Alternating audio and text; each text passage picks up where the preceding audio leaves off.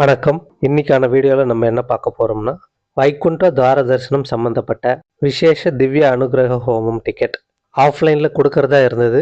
ஆனால் இப்போ டிடிடி இந்த ஆஃப்லைன் டிக்கெட்டை கேன்சல் பண்ணியிருக்காங்க. ஜனவரி 10லேருந்து 19ஆம் தேதி வரைக்கும் ஆஃப்லைனில் வழங்கக்கூடிய ஹோமம் டிக்கெட் கேன்சல் பண்ணியிருக்கிறத அனௌன்ஸ் பண்ணியிருக்காங்க. இந்த ஹோமம் டிக்கெட் பார்த்தோம்னா தினம்தோறுமே அதிகாலை அலிப்பிரி நடப்பாத அடிவாரத்தில் இந்த ஹோமம் நடக்கும்.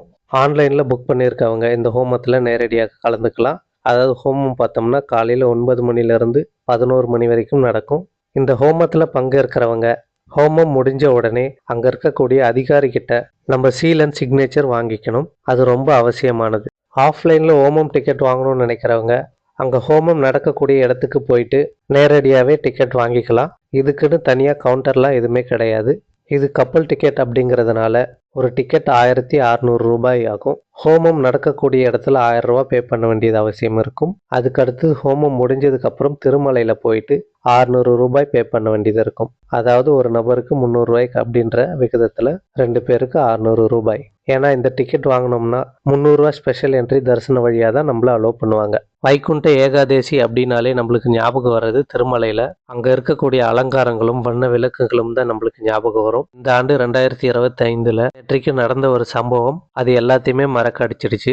திருமலை தேவஸ்தானம் எவ்வளவோ அரேஞ்ச்மெண்ட்ஸ்லாம் செஞ்சுக்கிட்டு தான் இருந்தாங்க. இலவச தரிசனத்தில் வர்றவங்களுக்கு தான் நாங்கள் முன்னுரிமை கொடுப்போம் அப்படின்னு சொல்லியிருந்தாங்க. அதாவது விஐபி ரெக்கமெண்டேஷன் லெட்டர்லாம் கேன்சல் பண்ணியிருந்தாங்க. ப்ரிவிலேஜ் தரிசனமான சீனியர் சிட்டிசன், இன்ஃபான் தரிசனம் இது போன்ற தரிசனங்கள் எல்லாத்தையுமே கேன்சல் பண்ணியிருந்தாங்க.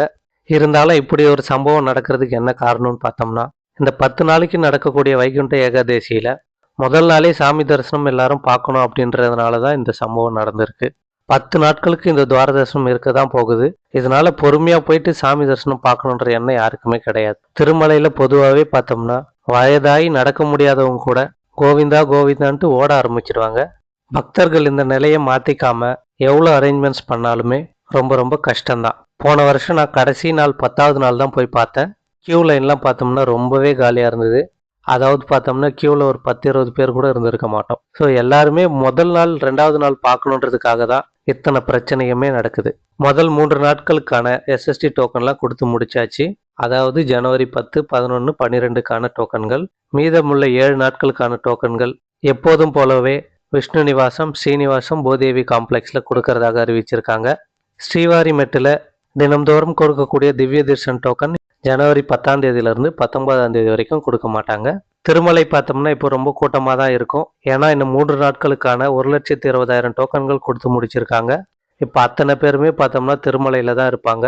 அகாமடேஷன்லாம் பார்த்தோம்னா ஆஃப்லைனில் தான் வாங்கணும்னு சொல்லியிருக்காங்க. இதனால ரூம் கிடைக்கிறதெல்லாம் கொஞ்சம் சிரமம் தான். மேலும் திருமலை பற்றி தகவல்கள்லாம் தெரிஞ்சுக்கணுன்னா திருமலா டெம்பிள் நியூஸ் சேனலை லைக் பண்ணுங்கள், ஷேர் பண்ணுங்கள், சப்ஸ்கிரைப் பண்ணுங்கள். தேங்க்யூ.